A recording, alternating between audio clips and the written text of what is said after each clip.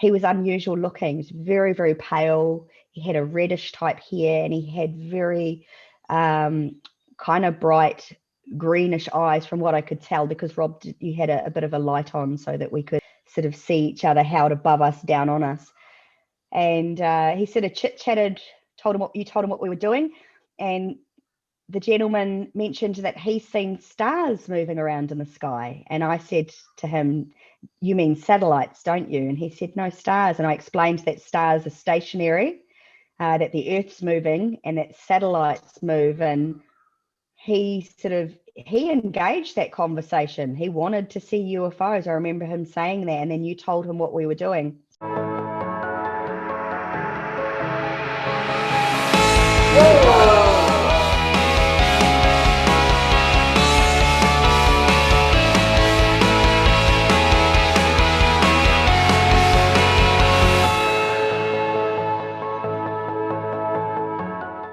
Now let's get into talking about when we came over to Australia.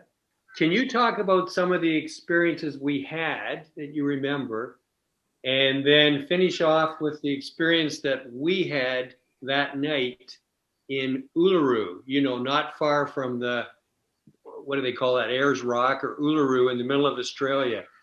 So, people have heard me talk about some of this stuff, but now let's, you talk about some of the experiences we had. Well, that was an incredible trip. And when I was invited by you both to join Damien Knott, which I thought would just be amazing because he's a magnet, I sort of sat with that, and I decided that it wasn't just a UFO I'd like to call in or draw in. I actually wanted to have physical contact with an extraterrestrial. I'm a little bit spoilt when it comes to UFOs. It's sort of like, oh yeah, another UFO.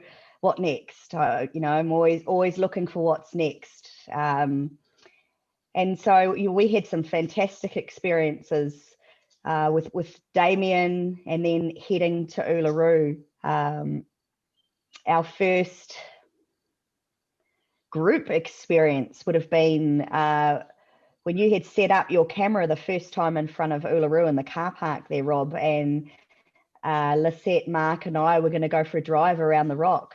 And as we went to back out of the car, the reverse beeping camera just kept beep, beep, beep, beep, and it wouldn't stop. And I actually got out of the car, made sure there was no spiders, no cobwebs. So I opened the boot, I opened all doors, and it wouldn't stop.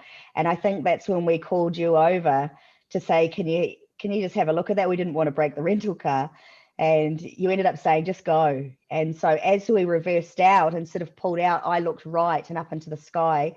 And that's when I saw an object, what I believe to be an object, glowing and sitting up at the sky. Now, if that hadn't have happened with the car, the high strangeness hadn't happened, we would never have seen it. So I feel that was the electromagnetic field or the signal from whatever that was, alerting us that there was. Thankfully, you were able to run it through your system and did see some movement, although inconclusive. It's still aerial phenomena we couldn't explain, and especially with the high strangeness that happened there. We did have a lot of high strangeness stuff happen from one end of the expedition to the other. It was really cool. So not only did we have lights in the sky, but we had lights on the ground that were doing strange things. Everyone was seeing it. There was synchronicities like that to the whole trip to let us know that they were around. And there was also that sense of something building, because I 100% expected to see a being and have contact something other than just a craft in the sky. So, which we did. Sure. So go ahead and tell that story from your point of view, Lauren. Okay. So I believe it was our second to last night, because we all got to go out together on the last night, that Rob and I decided we were going to go out and skywatch overnight on our own. And so we left somewhere around 8-9 o'clock, because it was dark and we'd eaten, to head out to the edge of the roadside close to Uluru, where we could set up a skywatch and go. And if you've been out to Uluru in the village, the road kind of goes around the town. And as we pulled out to the main road, a black dingo slowly strutted out across the road and just stopped in the middle of the road and looked at us, and we had to stop the car. And I remember saying to you, the contact has begun, because I have a history with animals, being part of the contact, but specifically wild dogs. And so we carried on. We set up our expedition place, and the ceremonial ground, and we were laying down was the first part, and I was doing my protocol, and I just finished what I was saying, and I'd said to you, Rob, is there anything you'd like to contribute to the opening of this circle, to put our love and our good thoughts and intentions into that? And as you started talking, I felt and heard footsteps next to my head. I 100% expected someone to be standing there. In fact, I put my hand behind me, expecting to touch perhaps an Indigenous man's leg, because we were on the edge of private property and he might have been coming out to see what we were doing. Nothing was there. And as I laid there listening to you talking and feeling what was going on, I got a very strong feeling, and I actually heard in my head, sit up and shine your torch right. So as I sat up and shined my torch, I saw what looked like the bum end of that black dingo jumping into a bush, as if it was jumping through a bramble bush. And of course I was like, what's that? And kind of stopped the meditation, and we had a look around, and there was no footprints, there was no dog tracks. And in the morning, it wasn't this little bramble bush, it was a big thorny bush that was 8 foot high. There was no way a dog was getting through that. But there was no paw prints, no nothing around. So that, again, high strangeness and just getting a glimpse of things. And we were there probably another hour from memory, and we're in the middle of nowhere, and we're, I don't know, what would you say, a couple of 100 meters off the road, Rob? We would have been from. We wanted to be away from the road enough and to be hidden by the bushes between us and the road, so that anybody coming down the highway would not see us or know to come in, and interfere with what we were doing. Yeah. And we were pretty much in the dark while we were there. There may have been 2 little electric battery candles that I usually stick on the ceremonial area. And as we were there, a ute is a truck, a flatbed truck in Australia. And I say that because at the end of the story, Rob didn't know what a ute was when the second part of the experience happened. And a ute drove past and went past our entrance, and then it stopped and it reversed up. And this was probably about 1 a.m. in the morning. And that kind of made me nervous. We're in the middle of the outback. No one really knew where we were. And, as a kid, you hear stories of people go missing out there and they're never to be found again. So there's a level of cautiousness for me as a woman being out in the desert on my own at night, just the 2 of us. And I remember saying to you, maybe we should put the camera in the car, because this car not only backed up, it then came into where we were. Out of every place and no light, it joined us. And I sort of cooed to the guy, and he called out, and we walked across sort of halfway between cars, and we met a man. And it was a very strange situation. With my job, I'm a great observer, and I observe body language. And there's something that's said, and I think it was Dr. Stephen Greer who said, when an extraterrestrial shows himself to you as a human or a humanoid, they always look very out of place for their environment. So that's exactly what this person was. And as we walked across, he was very shy. He stood with his hands in his pockets, and he didn't make eye contact with me. So that was a bit of an alarm bell for me. I'm a friendly person. I always like to look people in the eye. To me, that's a level of trust and integrity and honesty. And it's pretty common that, you know, you don't stand there with your hands in your pockets like that, especially when you've just met people in the middle of the desert. He was unusual looking. He was very, very pale. He had a reddish type hair, and he had very kind of bright greenish eyes from what I could tell, because Rob, you had a bit of a light on so that we could sort of see each other held above us, down on us. And he sort of chit-chatted, told him what we were doing.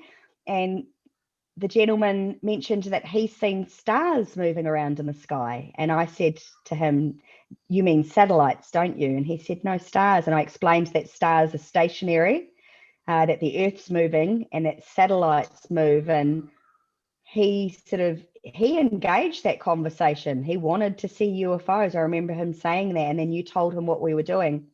But what I observed about this man, and the questions that I asked him that didn't add up, that made it high strangeness, him out of place.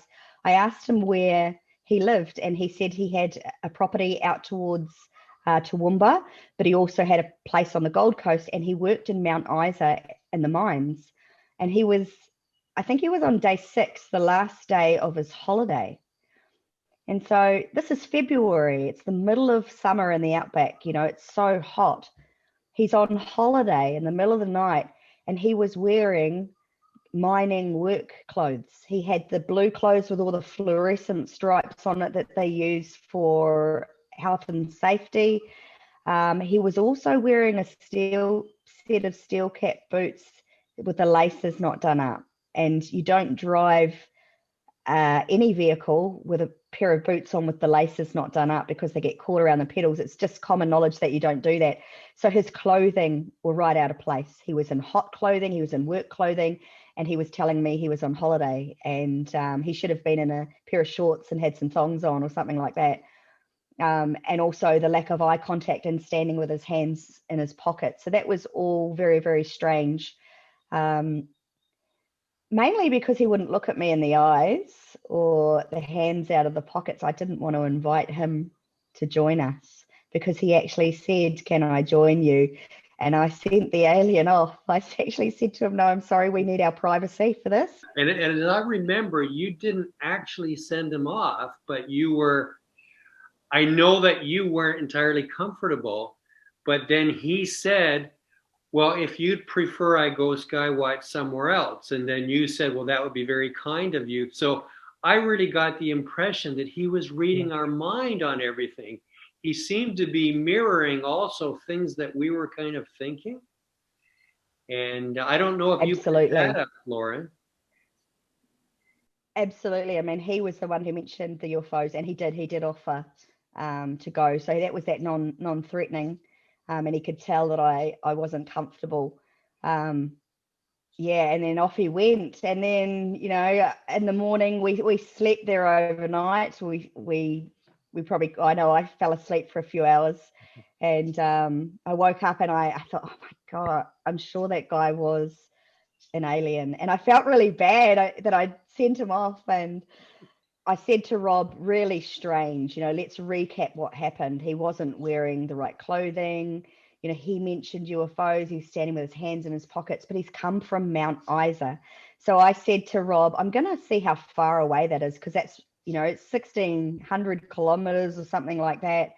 And so with my phone, as Rob's driving back towards the hotel, I Google Mount Isa, Australia, and it pops up Mount Isa, Australian, spelt with alien in the end of Australia. Now, we'd just come from Damien John Knott and his documentary that he put out. His first one was Australian Skies, spelt with the same writing with alien at the end of Australia.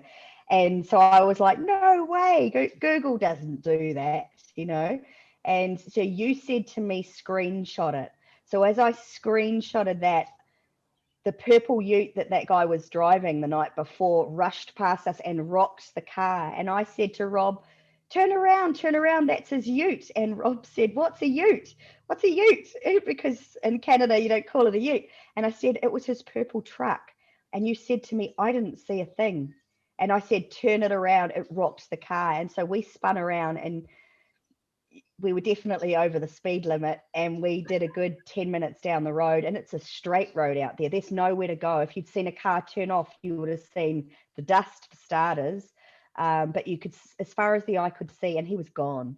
But to roar past the car, I just looked up and saw the ute quite clearly, and it was purple, as I've screenshotted that.